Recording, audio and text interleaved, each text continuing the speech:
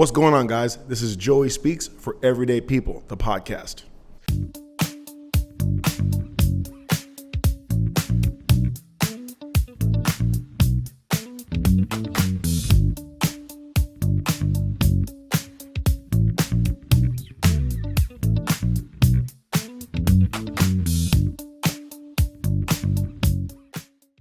Today we have on the show Amy Ohlendorf. How you doing today, Amy? Good. Good. How about you? I'm very good. Very good. I'm glad to have you on the show.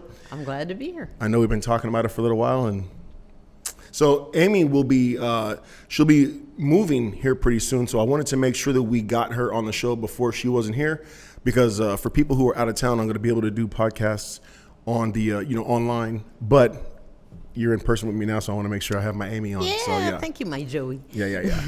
So, Amy, tell me a little bit about yourself. Let's tell them how we met and how you became a client and a friend of mine, and just how things started. Well, it was great. It was great timing. I had been working through the COVID pandemic here in California.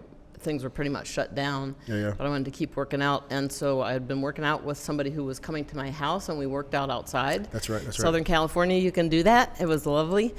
And then she got COVID and didn't believe in vaccines, and we're high risk in our house, so we couldn't keep doing that. We couldn't risk somebody getting COVID in our household. So we parted ways, unfortunately, and I found you in the same town here in Arcadia, California, and you have a whole gym, and you were very safe, and you took the precautions carefully, seriously and stuff, and we were careful. For the first year, probably, we wore masks here, you and me. I think more than a year. It was a while. It was a long time, and it worked. Nobody got COVID in our household, so thank you for that. Of course. So, interesting. I actually got COVID on, was it New Year's Eve 2021, going into 22? Yeah. So I got COVID New Year's Eve, literally, and then I got a call from you maybe on the 2nd or the 3rd or something like that, and I was down. I was not feeling good. And you and I spoke, and we had a good conversation, and I told you I had it, and then, I said, once I feel better, and, a lot of times, when I get a call from a potential client, if things don't happen right then and there, like they look for somebody else and they find somebody else, but no, you waited for me. And there's something that just kept me hanging on, and I understood that people get sick from that. It was good. It was good. It worked out to both of our benefit. It did. Because now we got, good thing going. Yep. So tell me, so what do you do for a living? Tell me what you do for your job. I am an environmental consultant, and by training, I'm an archaeologist and a paleontologist. Okay. It's a mouthful. So tell us exactly what that kind of entails. So like my friends said that I never graduated from Sandbox 101. I like to play in the dirt. That's kind of the common theme, and just real interested in, past history. Past life and through history, humans and animals, and I love gardening as well. So it's strange. I'm a Libra, which I think is like an air or water sign, but I'm very earth based. Okay. So I just have been blessed to be able to go through school for that and get to training, and then people who gave me a chance on the job training, that kind of stuff, and been able to make a career out of it. That's cool. So have we been to Eden Canyon once or twice? I know for sure once. Maybe it's twice, though. I think so. Yeah. So it's funny because, when you guys know I go to Eden Canyon often, especially with the people who are going to be on the podcast. So when I go by myself, I go for, I'm very focused. I'm, kind of going a little bit faster. But so as I'm walking with Amy, she's like, oh, look at this rock right here. She picks it up and she starts telling me, like the history of it. And I'm like, yeah. I knew where this was going. Yeah. But it gave me a different perspective on just the typical stuff that I see that I guess I take for granted, that means much more to you. But it kind of opened my eyes to like this stuff is not just here. It means something. Yeah.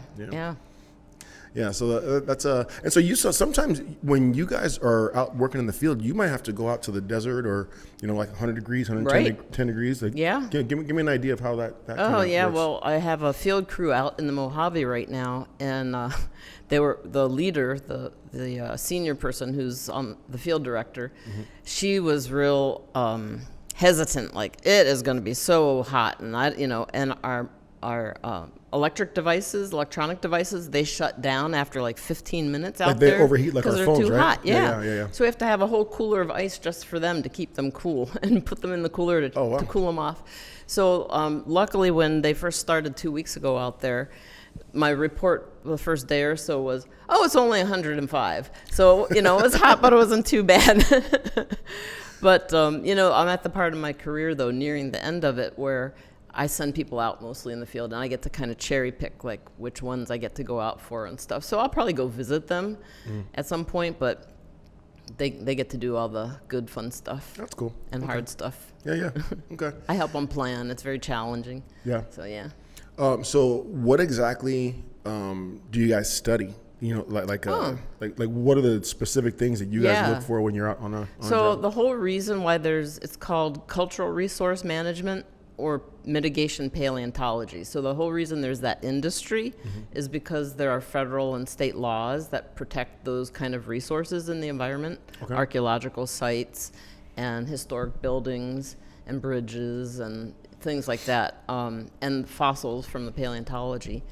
And so without those laws that were passed in the early 1970s, like 69, 70, without those, we wouldn't have these kind of jobs. And so what we do is from the planning stage, like it used to be engineers and architects could just design anything anywhere that they wanted and put it, no matter what the environmental effects were. Right. So, and I can go on that whole topic, but I'll spare you. And so now at the planning stage, they have to look at different alternatives and select the least environmentally impactful approach. Got it. Or if you can't, because we can't save everything, we can only save the most important things. Right. And so there's a whole protocol and like procedures, that we have to follow to decide in advance if those things should be saved or not. Okay. And the ones that should be saved, then we have to do some extra steps for and stuff. And so that's what everybody has in their minds of, all the kind of real sexy projects are the excavations where, you're like, not so much Indiana Jones, but you're in the news with those excavations, and most of the time we want to avoid excavating because that is also destroying the site or the resource. Got it. Even though it's scientifically, and we theoretically take the data back to the lab, and it can be studied later from a museum or something. So is that where I don't want to act like I know what I'm talking about because I have no idea what I'm talking about. But when I see something like that, it's being dug up, or so they'll be digging it up and they'll have a brush and they'll kind of brushing something. What exactly are they doing? What exactly are they doing? Yeah, when they're brushing? that's really meticulous stuff. That's if something's very fragile and you can't use a shovel or even a hand trowel like the masons for bricklaying, we use those to scrape away the sediment and stuff. So they'll get in there with dental picks, and they'll get in there with paint brushes because they're really soft and lightly brush things away. And some things, like some types of bone and things like that, or wood, they'll disintegrate as soon as the air hits them. Oh, so really? you have to work kind of quickly, but also just very gently. And then we might even shoot some kind of a stabilizing chemical into that, so that we can take it out in one piece. So Got it. So it's but like I said, we try to avoid those kind of things. They're very expensive too, because you can imagine time is money, and the longer it takes you to get something out of the ground, more hours, more man time, all that kind of so good stuff. and so that we're involved at the planning stage and studies before we even hit the ground, and help the engineers decide designs of things. And then when a project's been accepted by a government that's doing permits and stuff, a city or a county or the feds, then we oftentimes here in California, we go out and do construction monitoring when they're actually building. Okay. And to make sure, because we can't, even if we're out there doing surveys, we can't, it's like looking for a needle in a haystack at the ground surface. You can't find everything. Yeah. And I always joke too, we don't have x-ray eyes, So. Okay. Yeah. Cool. Yeah, it's been cool. It's been really, I've been really blessed to have done some cool stuff and work with some really interesting people. And I've learned a lot from you. I've learned a lot from you about you, because so in our sessions we talk about, Amy and I have some of the greatest conversations, and we talk about everything from A to Z. But when we're talking about your job, I've actually, I'm I don't know how much I've retained, but I've definitely learned some things I didn't realize were happening. So it's pretty cool. Yeah. Pretty cool. And you're patient with me. Okay, so let's talk about those guns that you're showing off. Let's talk about some fitness these right here. These are care of Joey Speaks Fitness here. I'm going to do a shameless plug. There we go. Yeah. Yep. Yeah. So tell me about let's talk about your experience since you've been training with me, and just kind of like what you were doing before, how things changed when you got here, and then like what are the things that you like, that you don't like whatever the case is. Just like let's just talk about what we do here in the gym. Well, here you took me to a new level, the next level. I mean, it was great to get started with that other person who came to my house, and I could feel some positive changes starting. Mm-hmm. But I can't even remember how many. It was probably months that we worked out together. That wasn't more than a year. Mm-hmm. It was less than a year. And I could just feel things starting. But then with you, and you would be able to tell me like at what month we started to be able to see significant changes. Mm-hmm, mm-hmm. But it's been great. I mean, my job is very stressful, as you know, and this is kind of my Amy and Joey time, Right. I've told you many times that it's so nice that I can just come in here and not be the boss, that I can just hand it over to you and just do whatever you tell me, basically. Yeah. And that's been really a great gift. And you have a wide variety of things. There's very seldom that I'll do repeat stuff other than maybe some warm-ups. Sure. And I think that's what I like too, is the variety. That maybe I'm just the kind of person where like so much of my job, like I described before, there's tedious aspects, whether it's digging or whatever, that here it's like, I never know what you're going to ask me to do. So when I was in my first gym, the real small gym, I had such limited space, and I only had a couple pair of dumbbells and some resistance bands and like some exercise balls. I had to be so creative to, mm-hmm. like we couldn't just bench press every day, or we couldn't just squat every single. So we had to do so many different things. And at first, I mean, I know that, when you keep the body guessing, it's best for the body. Mm-hmm. Obviously, there's certain things you have to do all the time, but the more that I have you guys do different things, but then I kind of took it to another level where like I wouldn't tell anyone what we're doing. You might know the muscle groups that we're doing that day, but everyone will walk in and be like, "What are we doing today?" Right. And I don't know. Yeah. I would just have you do it. And so I think that the variety has been good for most everybody, like to where like, oh, I'm not sure what I'm going to do today, so I know I just have to just kind of come ready. Mm-hmm. So I like the fact that you guys have all accepted the way that I've done it, and it works. Yeah. And at the end of the day, obviously I've done these things myself, but I've told you this before, like I study bodybuilding. I study the bodybuilders and what works for their bodies and how they manipulate things with their diets and with the way they lift weights. Yeah. And these are things that have just been, tested and true for years and years and years. And not to say that other stuff that's new doesn't work, mm-hmm. but I know these things work. Mm-hmm. And so like we mix it up and we add other stuff and everything, but like, man, I just like to stick to the basics. Really make sure that it's the intensity that you work out at, like yesterday for leg day. Yeah. we had a nice leg day yesterday. This morning I woke up, I was like, oh, he worked my legs yesterday. Yeah. And it was cool because the girls who came last night for Friday night boxing, every single girl like, oh my God, my butt, oh my God, my thighs, oh my God, my quads. Like, because we had a good lay down Zoom the night mm-hmm. before. And it's how hard you work. And so it works. Yeah. Regardless of, typically speaking, whatever you do, it matters, but how you do it matters more. Yeah. Yeah.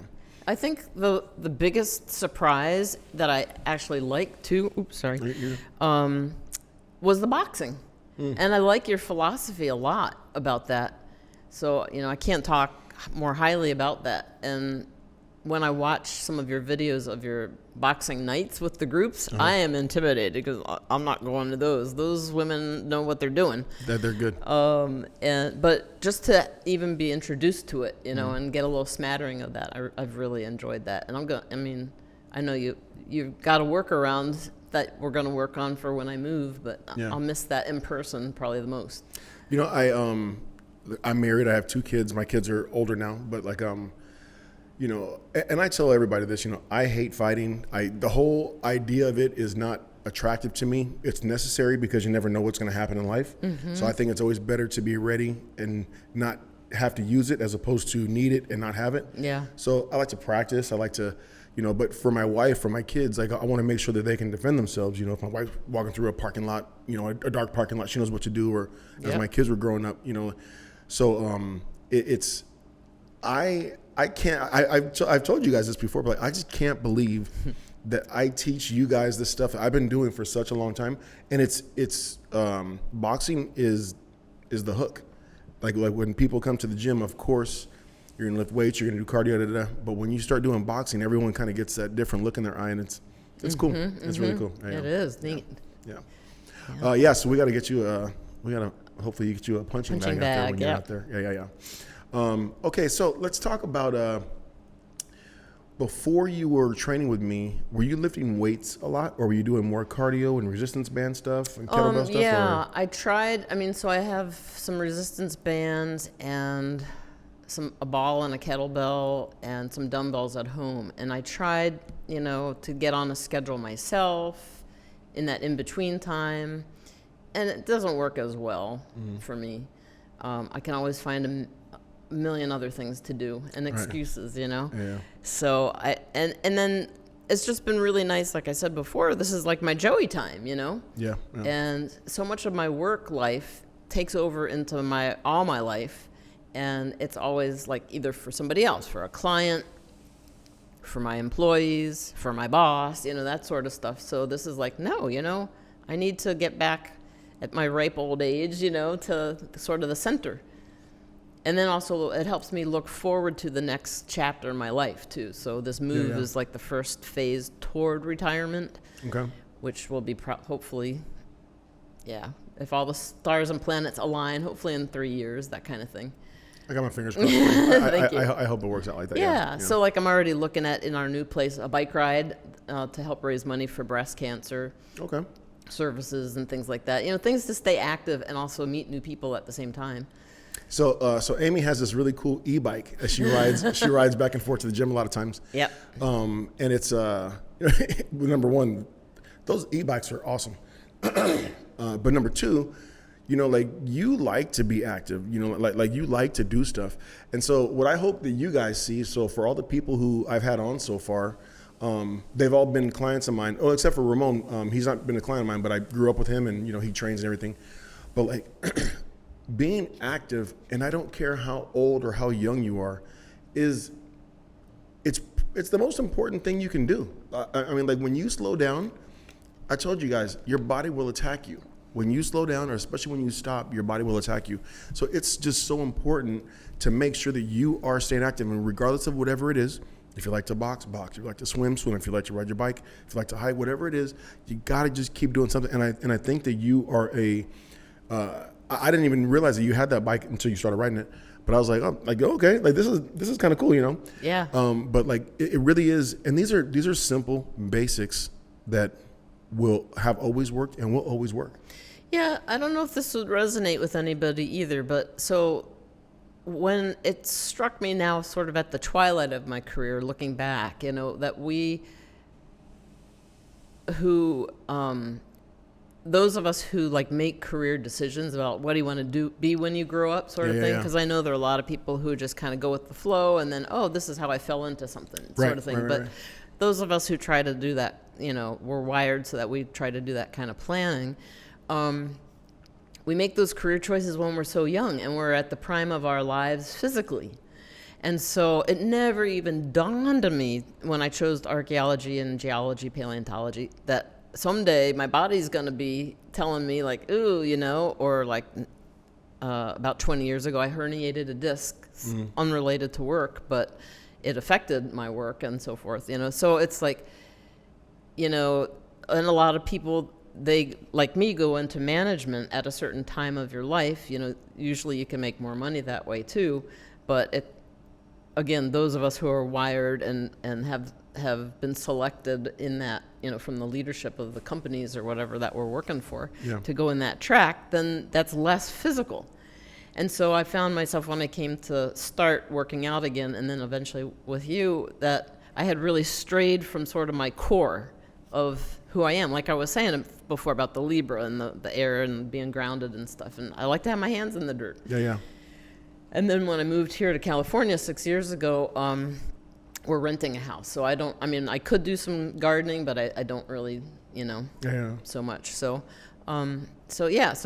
it's really important to just, at some point in your life, everybody, to just try to really get back to your roots of what makes you happy and what makes you feel good. And for me, a lot of it is the physical, and it's value added that we became friends. Right. Right. It's a wonderful value. It couldn't be better for what's happened with you and I.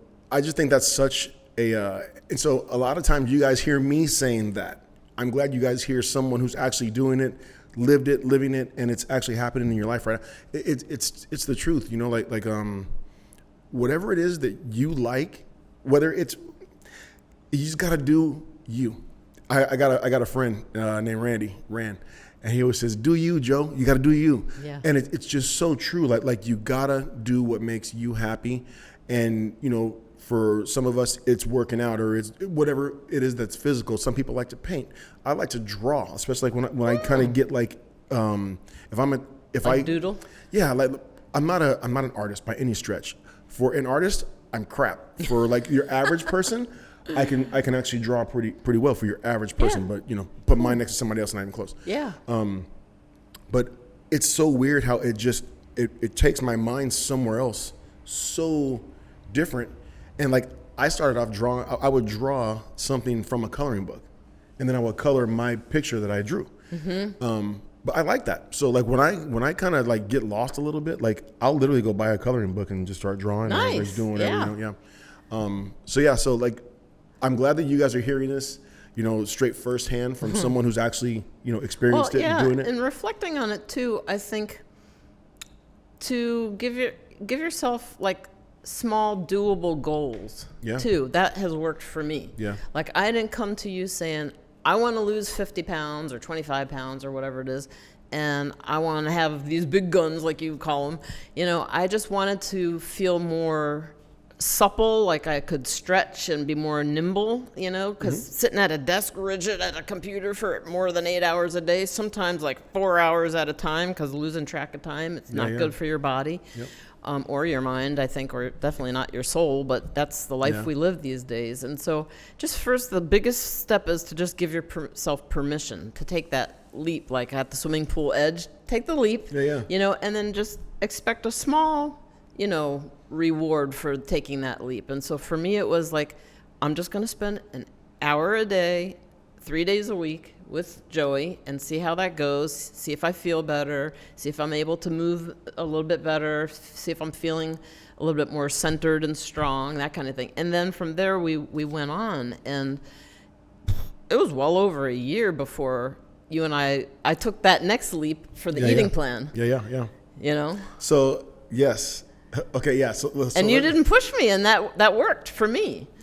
And for us to show results. I think that is so. If you're a client of mine, or if you're a friend of mine who knows about the way that I train, I push as hard as I think I should, and then I back off when I feel like I should. But then I will always kind of remind you. I'll remind you, but I can't make anyone do anything. Yeah. If I try to make someone do something and then they actually do it when I say, like, they're going to stop because they didn't choose it. I kind of made them. Yeah. And so, right. So what Amy's talking about is, so as she was training for the first, almost about a year. Oh, it was probably more than a year even. Yeah. Before I started doing anything. And it's actually looking at my diet. Yeah, it's actually kind of common. Like a lot of people just like to work out, and they don't want.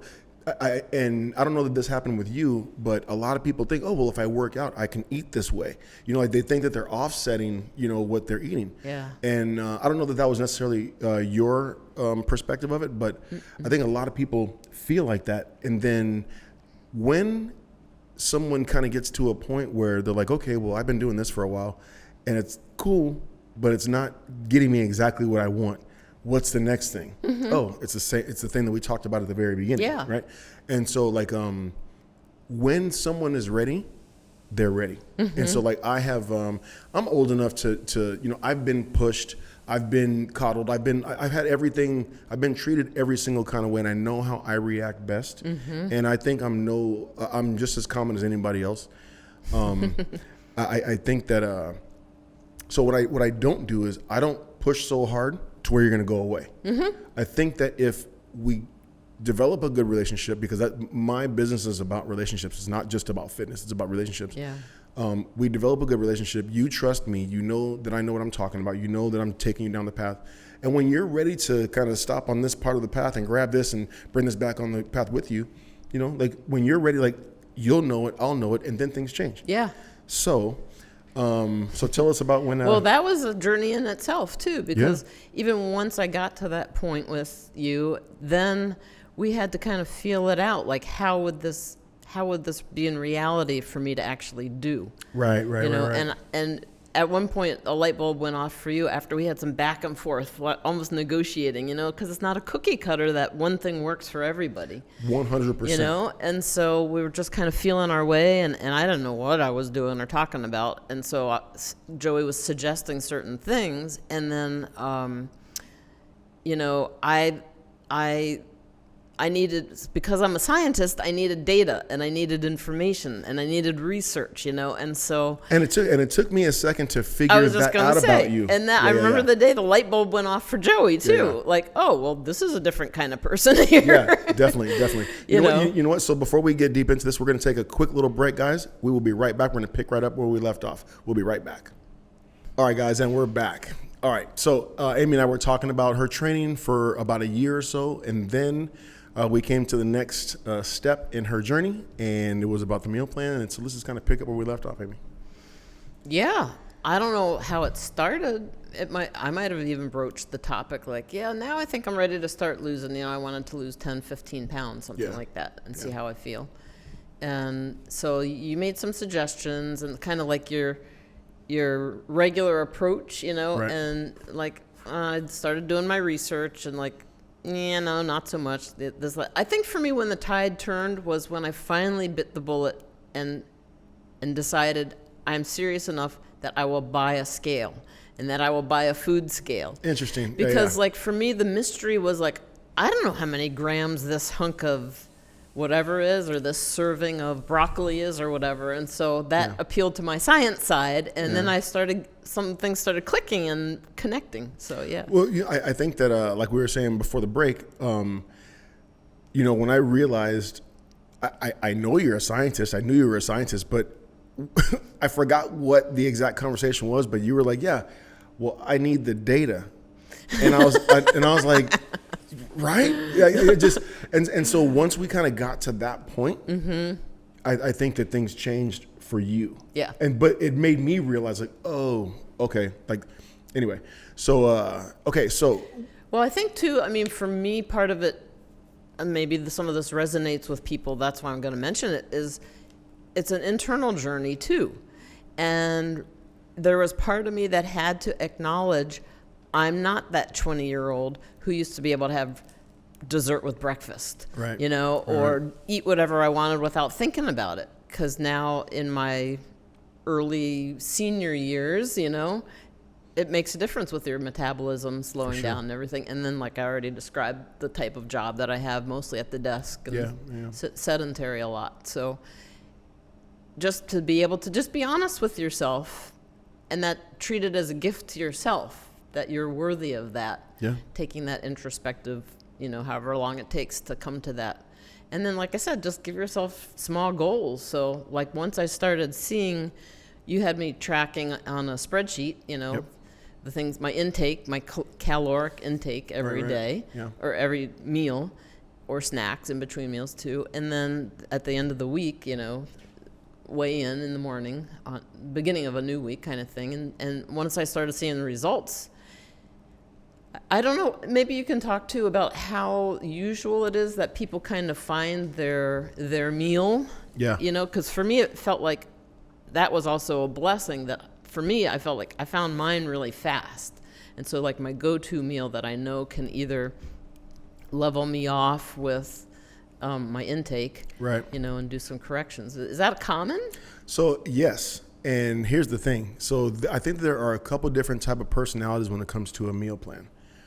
Some people need so much variety, or they think they need so much variety that they're very resistant to a meal plan.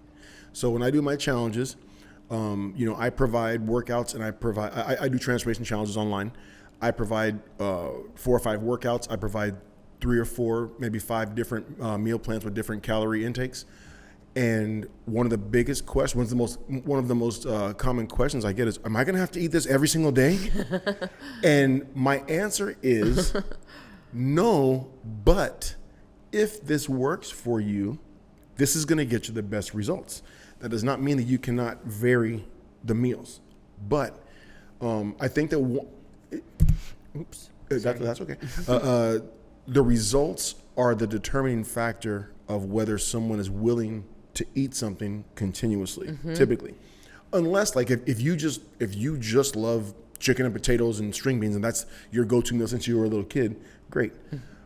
Chances are that's not the case for most people, but once you find that one meal, like you said, it's the results that combine with, oh, I actually like this food. Oh, and this food is getting me results that I want, and I can eat this all the time. So to answer your question, I think that it's a little more surprising to people, like the way that it was for you.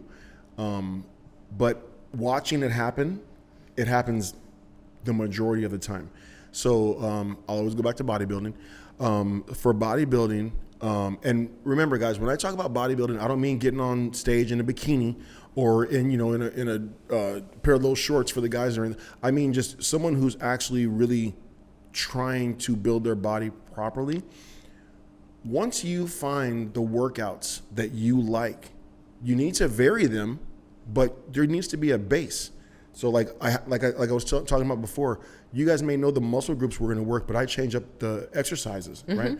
So, but for the meals, when you find the meals that work best for you, you need to kind of stick to those more often than not. I always tell everybody this, I love spaghetti. I love spaghetti. And I can have spaghetti. Spaghetti does not perform for my body as well as white rice. I happen to like white rice, but I love spaghetti. So I know that if I'm dieting, if I'm cutting, I have to limit my spaghetti to maybe once a week. Where if I'm not dieting, I eat it when I want. Obviously within reason. But so it just depends on what you're doing at that time. But when you're goal oriented, you'll find that sometimes baked potato works better. A baked potato or sweet potato works better than rice. White rice may work better than brown rice. But once you find it, it's your thing. You said something just now about, you used the word dieting. Do you actually consider it a diet for you, dieting to lose weight? Is that like cause and effect sort of thing? Because with me, I think of it as like my eating plan. Maybe it's just semantics. Maybe it is just dieting. But so that's actually a great question. Diet is like a 4-letter word, right? So I say diet or dieting because I know that people will know what I'm talking about when I say that, as opposed to some people don't know what cutting means or bulking or whatever the other words that are fitness related. But it really is. It's a style. It's a style of eating. And so that brings me to a really good point. So you've heard of intermittent fasting, right? Yeah, so we've talked about that before. If you have not heard of intermittent fasting, to make a very long story short, intermittent fasting is not a diet where most people think that it is. It's a period of time that you eat and a period of time that you fast. That's exactly what intermittent fasting is. You mean like a time of day? Yeah, a time throughout the day. Okay. So let's just say, like, if you choose an 8-hour window to eat between 8 a.m. and 4 p.m., you have to get all of your calories between 8 a.m. and 4 p.m. Yeah. From 4 p.m. to 8 a.m. the next day, you are not eating anything. You can drink water. And, but people think, oh, I'm going to do intermittent fasting. I don't like that diet. It's not a diet. It's literally a period of time when you eat and when you fast. Yeah. Now, you can add a calorie deficit to it, but chances are, even if you are eating at your calorie maintenance, which is calorie maintenance, I know we've talked about this before, guys, but that's okay. Calorie maintenance means that it's the number of calories that you eat to maintain your current weight. If you were to do intermittent fasting, chances are you would probably still lose weight, even at your maintenance number. Because when you go into the fast, your body has to burn what's already on your body as opposed to taking in new calories to burn. Yeah. That's why intermittent fasting works so well. There's a lot more scientific stuff about it that I'm not going to get into right now. Yeah. If you know the basics of intermittent fasting, and when you try it, you'll see how it works. For me as a trainer, it is one of the last resorts that I go to, because most of the typical basic stuff that works. If we need to get to intermittent fasting, we do, but that's never the first place that I go to, because it's like I got 6 bullets in my gun. Well, am I going to use my best or my sixth one when I have the first 5 that are probably going to work? So I know we kind of got off a little bit off on a tangent a little bit, but yeah, the meal that you find that you like that is calorically good for you and it fits in your meal plan, it is kind of common for people to start to like that. Okay, that's good to know. Yeah. And for me also, I've discovered a few jobs ago, I was part of a big global company, and so they had a lot of different benefits that other companies can't offer. They had the size that they could. One of them was, I forget what it was called. It was an eating plan that you could participate in. Maybe it was like a company-wide challenge. If you go through this program, you get a discount on your premium or something like that, kind of thing. There's a catch there that was positive. There's always a catch. Anyhow, so I participated in that, and I learned a lot of times when we think we're hungry, we're really dehydrated. So it's really useful to drink just water or something healthy, not pop or soda, whatever you call it, just to stay hydrated. And I mean, the simple fact is too that you're full too. It fills you up. So so it curbs the appetite a little bit. So I have to try and remember that too. When I first moved here 6 years ago, I came from Minnesota, which is a lot different from Southern California in terms of temperatures. Like we already talked about the Mojave. Yeah. But I have a cousin here, and when I first started hanging out with her, she would always come with her refillable water bottle. And like wherever she would drive, LA and its freeways and traffic jams are infamous, and so like it made me start thinking like, yeah, if I broke down on the side of the road somewhere, it's hot out there. I'm going to be at my car for God knows how long before somebody rescues me. I should probably have water with me. So there are practical aspects to that too. And then the other thing too to share is, I don't know if this is worldwide. I don't think in the places I've traveled in my life, it's been like it has in the U.S., where we supersize everything. If you go out to eat, you are going to get a large portion. Because I think the expectation in our country is, you get what you pay for. And if you're paying to go out and eat, you want a good-sized meal. Yeah. It turns out that those are supersized. And this program taught me that as soon as you get something, whether you're eating out or not, but especially if you're eating out, cut your dish in half. Yep. And take your time, and they called it like eating like a naturally thin person. Take your time eating that half. Chew it well. There's this whole intentionality movement now too, mindful, Yeah. Chew it well and think about what you're eating and be grateful that you have food and, the whole bit in a social setting too. And then see how you feel after you've finished that half. Wait 20 minutes to give your stomach and brain time to sync up. Right. And that, I hardly ever still practice that, but it is useful. Yeah. So, what you just described is portion control in a different way. Yeah. But at the end of the day, when it comes to eating, when it comes to dieting, bulking, cutting, whatever you want to call it, everything is based on your calorie intake, and it gets more scientific than what I'm going to talk about, but what I'm going to talk about is probably a little more detailed than most people typically talk about, is that you have to know how many calories get you through the day. Okay. When you know your maintenance number of calories, that's more than half the problem. That's more than half the solution, I should say. Yeah. From there, if you want to gain weight, you add 250, 350 calories. Because some people do want to gain weight. Some people want to gain muscle and they want to gain size. Some people are very thin and they want to, they feel like they need to get healthy. And for whatever their reasons are, of course, if you want to lose weight, you start off at about 250 to 350, maybe 400 calorie deficit, depending on the person and how much weight they have to lose. And at the end of the day, So there are a few different ways to diet. You can diet eating healthy food. You can diet eating crappy food. And you can diet doing a combination of those two. But you still have to be in a calorie deficit. So if you are eating healthy food in a calorie deficit, you will be losing weight and you will be getting healthy. Okay, that's one way. Number two, you could eat crappy food in a calorie deficit. You will be losing weight, but you would be slowly but surely becoming unhealthy. Okay. Then number three is you can have a combo of, let's say you have like the 80-20 rule where you're eating 80% of your food is really, really healthy. You have some other, another 20% of food that is maybe not so healthy, but you're still in a calorie deficit, but you're going to be happy. That's the other way to be able to lose weight. At the end of the day, it still has to be a calorie deficit. And I know especially for people my age, a little bit older, a little bit younger, just the word calories just makes you just kind of like turn off. Like, oh, I don't want to count my calories. It used to be so hard to figure out how to count your calories, where today it is not. It is such a different way to be able to to figure these things out. So what you talked about was was portion control, where you have this much food, cut it in half, eat the first half. Okay, if you're full, okay, good. Bring the other one home. Yeah. So now that one meal turned to two meals. Right. For half the calories for each one. So it's when you know how many calories you need and then you're able to get to where you need to be from that point, everything changes. And it's I wish that I had like a quick review video montage of all the people who I have talked to that say like, it's almost like they're like, oh my God, I can't believe this works. I'm like, I can't believe this. It works. Yeah. It just and I wish I was the smart guy who made this up, but I'm not.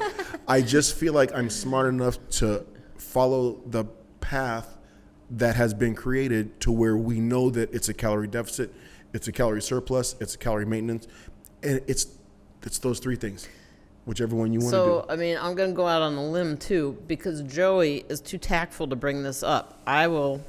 I'll take this leap. I'm nervous. I have a bad reputation with you and with myself of I skip meals. Oh yeah. I'm at work and I'm so absorbed in what I'm doing. 4 o'clock, Amy. And I know I'm hungry. And it's like, if I set I've told myself, you can always set an alarm on your phone or at the office or whatever to remind yourself, oh, it's 2 o'clock. Maybe because you should listen to your stomach, and I don't know if that resonates with people, but that's me. I'm 4 o'clock Amy, and sometimes I will arrive at my 5 o'clock session with Joey and say, I just finished lunch at 4 o'clock. No, sometimes you finish breakfast. 4:30. Breakfast and lunch at 4 o'clock. Right, yeah. It's been like 11 o'clock on a weekday because I've jumped right into conference calls or something right early in the morning. Like, oh my God, I get a minute to rest, and I will now have my lunch, but it's going to be brunch. Yeah. So, but mostly I can eat breakfast when I should. It's more the lunches that get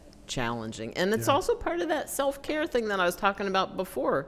We're worth it. I know I'm worth it, but, stuff happens. And for me, that's been still my Achilles heel. That's something that I have to still work on figuring out. And maybe it'll be better when I'm in a different time zone, still working with people on the West Coast. But interesting, yeah. that might help. Yeah.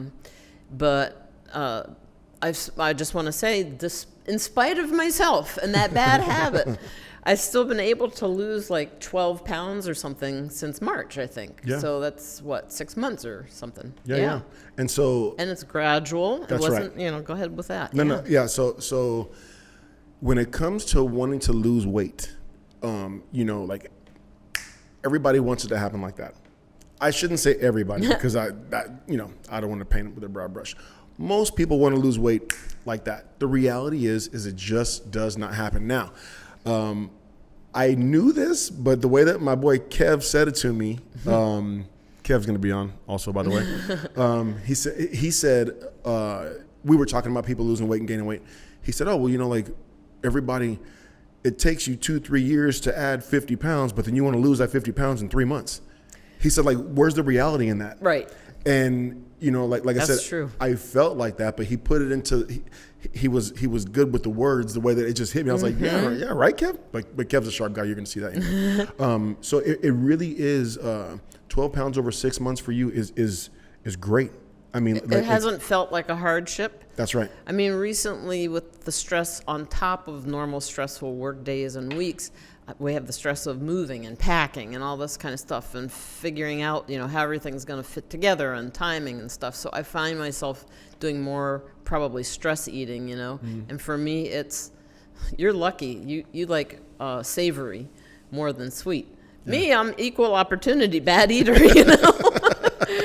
So okay, I feel like a cookie right now, or I'm going to walk to Starbucks, which is healthy during whatever time I'm having a lunch from work.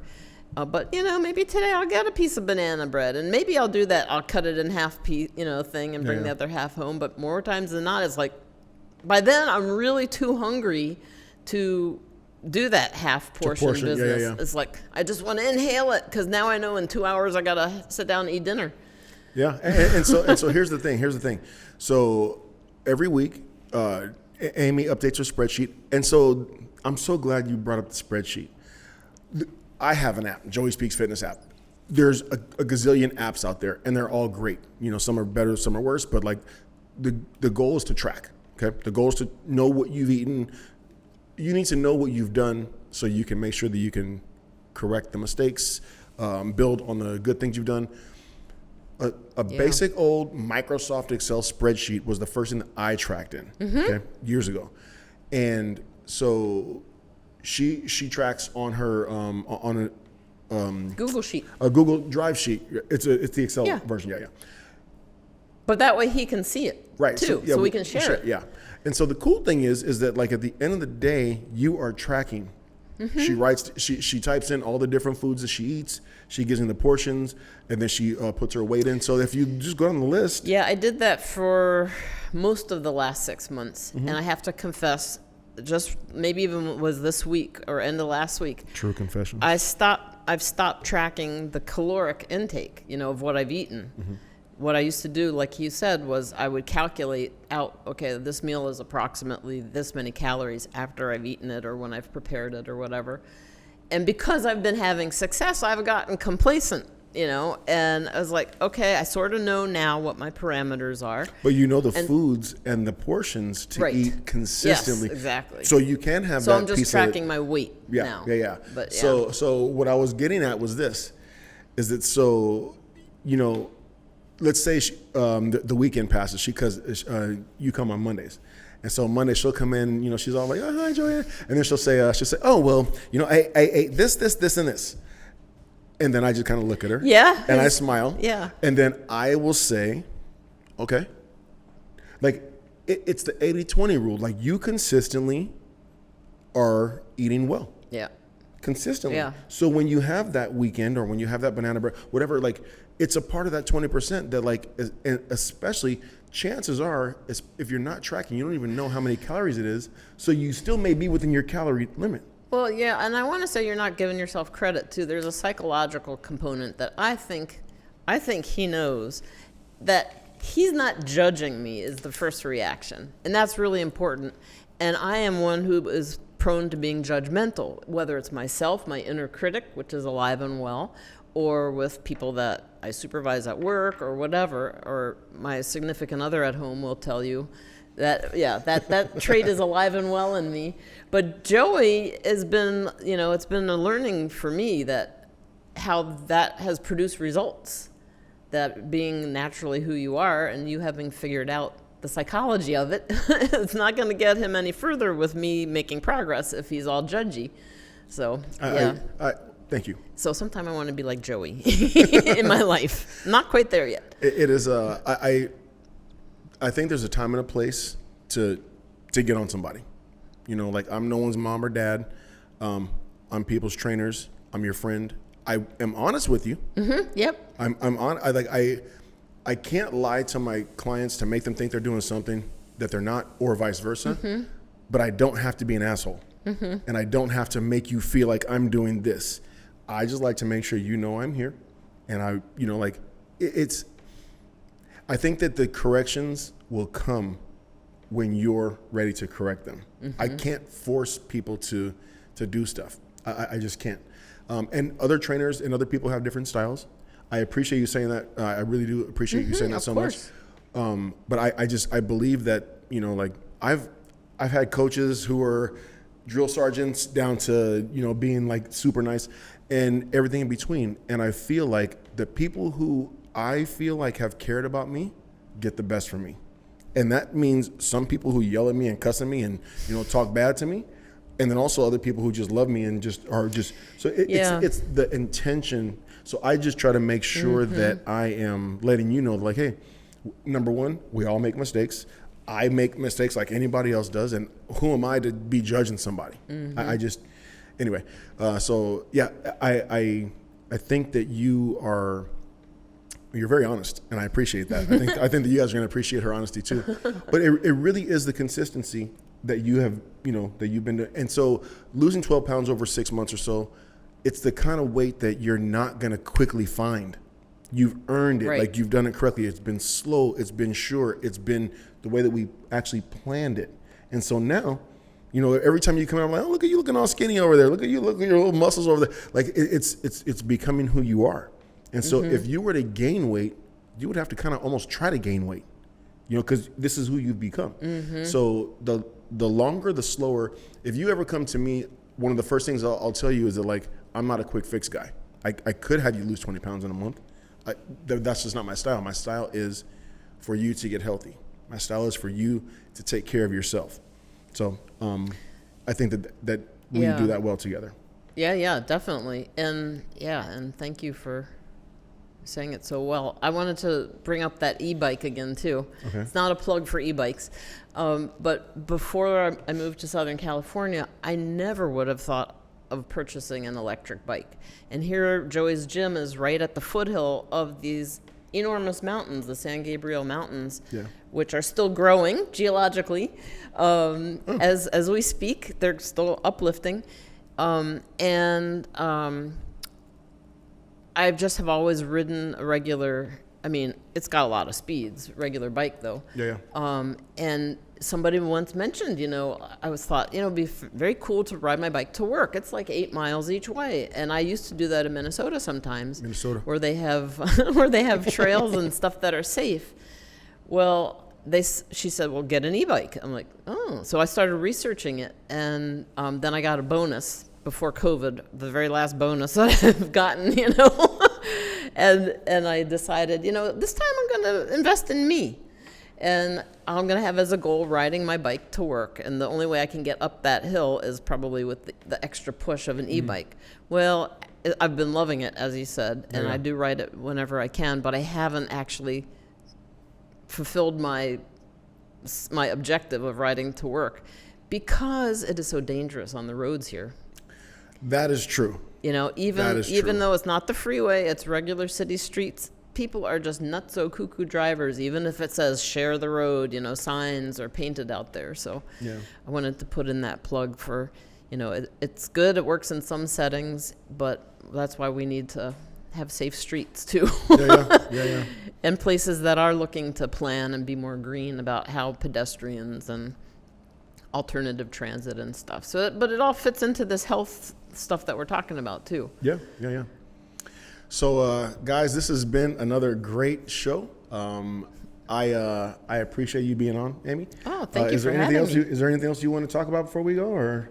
No, it's just been really a blessing to have you in my life for the last few years, and really thankful for what we've done together and for your friendship. So, and I wish you luck with the podcasts and thank you as you diversify your business. Yeah, I feel the same way. I think the show is going to really kind of give you guys a little more perspective of, you know, when I make my videos for the gym, I'll say, oh, you know, here's my client who turned into my friend.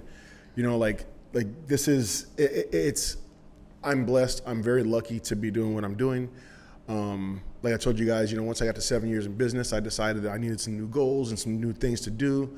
And I feel like this is just going to be a really good way for you to actually see that this is it's a rectangular box that I have all these weights and stuff, but there's so much more that goes on here at the gym, and it's and you and I are a product of it. I call her my Amy. Yeah, so, and he's my Joey. Yeah. So we've developed a really good relationship, and at the end of the day, you've gotten healthy, you've gotten strong, like you have I'm happy for what you've done since you've been training with me. So Yeah. I'm proud of Thank you. what we've done. Yeah, thanks. Okay. All right, guys. So that's another show. Be ready for the next show coming up next week, and I will see you guys at the next podcast.